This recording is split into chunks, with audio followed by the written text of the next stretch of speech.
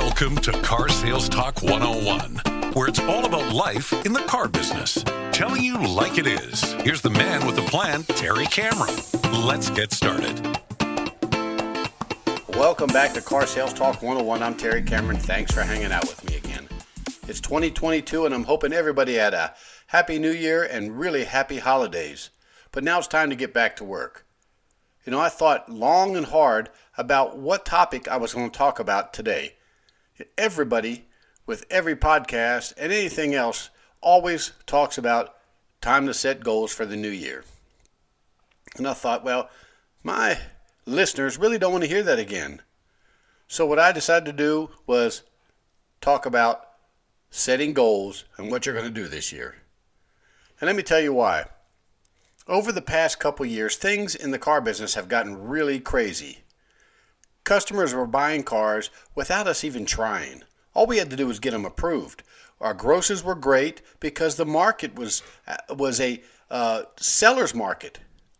And it's probably going to stay that way for a little while longer. But what I've seen happen over the past couple years is bad salespeople selling lots of cars and thinking they are the shit. And what they really are, and if you're one of them, I apologize, are order takers. You know, it's get in line. The customers are going to come in and buy regardless of who you are and what your skills are like. So what I'm telling you is you got to get back to basics. The horse is going to drop soon. It's not always going to be like this. Even some really good salespeople, and what I mean by that are salespeople that are selling 20 plus cars a month, have seen an increase in their paychecks. And what's really sad about that, some of them are not even selling any more cars. And this is the time when they should be selling twice as many cars as they used to. All they're doing is getting their business a lot easier. And I'm not talking about everybody, and I don't mean to offend anybody, salespeople and managers alike. But we have to stop and look at what's happened over the past couple of years and reevaluate our skills. I see salespeople on a regular basis that have absolutely no selling skills whatsoever. They sell price and they sell availability. If the car is here, they're gonna sell it, or should I say, the customer's going to buy it. Because again, there's not a whole lot of selling going on. There's just a whole lot of buying. And if you got the car, customers are going to buy the car, as long as they qualify. But that's not what a salesperson does. I mean, if that's what you are, if that's how you're making a living right now, prepare to get in line for that Wendy's drive-through attendant position. And I'm not trying to put down anybody that works in a restaurant drive-through, because we need you. Everybody needs you. We don't want to get out of our car. But I think that we're going to lose a lot of salespeople that know a little bit about the car business but don't have a whole lot of car selling skills as soon as the horse drops. And it's going to. The chip shortage is not going to be around forever. The market is not going to be a seller's market forever. How do I know that? Well, 32 years in the business, I've seen it both ways.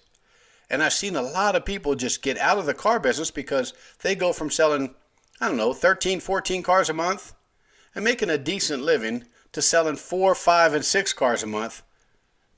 And they're doing the exact same thing they were doing when they were selling the 14 cars a month. Greeting customers. That's it. Being first one to talk to that customer when they come on the lot. Being available. I see it all the time. We don't want to lose you. And we don't want our good salespeople to get lazy. So this year, I really think your obligation to yourself, to your family, to your sales team, to the dealership, and to yourself is to get back to basics. Start from the very beginning. Work on it. And if you were selling 10, 12 cars a month last year, you probably were making some decent gross also, which means a decent paycheck, if not an awesome paycheck. Then you're just going to start making more money and selling more cars. The other thing you're going to do is you're going to develop a fan base, a customer base. People that are going to come back to you because how well you took care of them. I still think about the statistics where 71% of the customers buy because they like their salesperson. That's not necessarily true anymore. They buy because the vehicle is in stock or they're on the list of that vehicle coming in. Now, I'm really talking more about new car franchises. But you independent dealers have the same problems. I mean, think about it. How much are those vehicles going for on your lot? I had a bank that I talked to yesterday, and the fee that they were charging the dealer was outrageous. Not to mention what they're charging to the customer, a 25% interest rate. That's crazy, absolutely crazy. And they also cut the dealer. They cut the price, saying we were selling for too much. You would think that they know just how hard it is to get inventory right now and how hard it is to get inventory at book. It's just not happening. New cars are selling for MSRP and above. Used cars are selling at a premium also because people that are trading them in want a premium. So I see a lot of this going on, and it's going to drop. I want you to be able to continue to sell cars and make a good living after the seller's market turns into a buyer's market or gets close to that. And believe me, it's going to happen. So let's make a commitment this year. Let's make a commitment to getting back to basics. Let's get back to reevaluating what we do on a regular basis. Managers, let's get back to doing some role playing. Let's get back to some sales training. Not just point at the lot and say, that's where the cars are, that's where the customers are. Go out there and make me proud, and you're going to make an awful lot of money. Let's not do that anymore. Let's get back to that meet and greet. Let's spend some time on how to greet a customer properly and turn that shopper into a buyer. Let's get back to building some rapport and building some value so we don't have to sell based on price.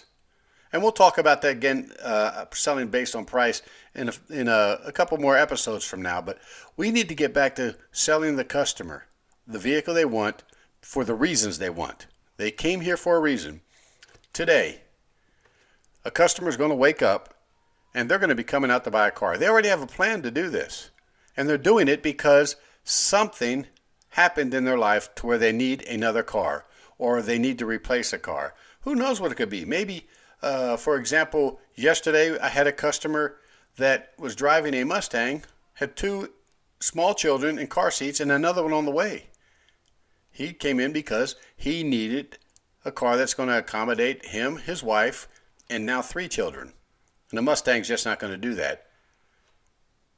The way we're doing things right now, we're just selling the car. We're not asking customers why they need the vehicle. We're not selling the solution to the problem. And I think we need to get back to that.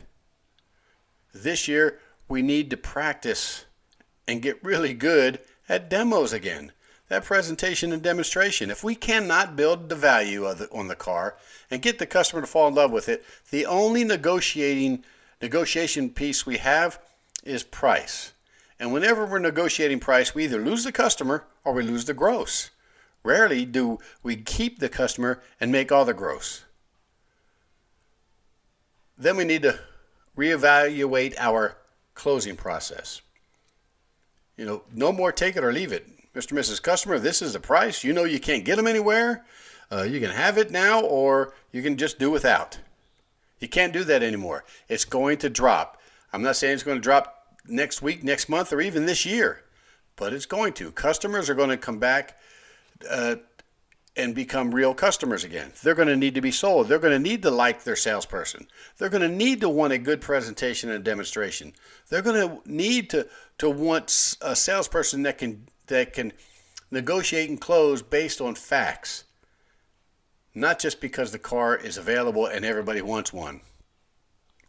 This year, I think we need to spend a lot of time on becoming professional salespeople again. Because what's going to happen when it turns back into a buyer's market, we're going to lose a lot of salespeople. Some we need to lose, but we're going to lose some good salespeople only because they weren't trained properly and their feet weren't held to the fire to give 100% of the process to 100% of the people 100% of the time. They weren't trained on how to ask for it all and keep it all in most cases.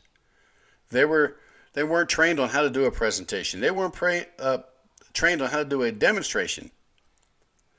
And in some cases, management has forgotten how to do that. Processes have completely changed. Sales meetings aren't happening anymore. Training meetings aren't happening anymore. Holding people accountable isn't happening anymore because the money is too good right now. I want everybody to make a lot of money. Don't get me wrong.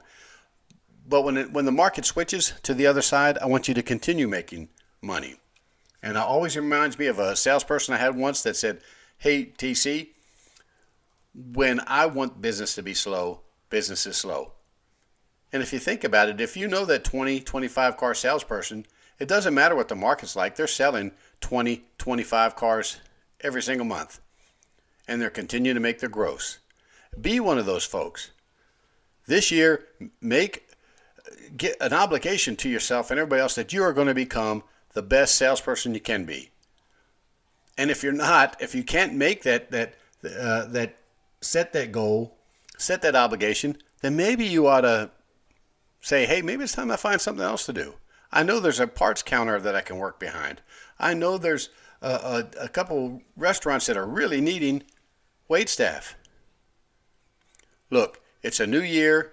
Things are going to get better or they're going to get worse, but that's all up to you on how you decide you want to move forward from here.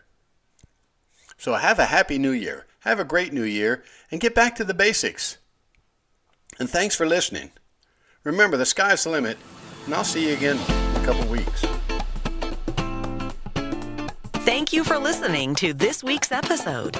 Please rate it and write a review on Apple Podcast. We appreciate your valuable feedback. You can email Terry at 10minutesalestalk@hot.rr.com. And don't forget to share the show with a friend.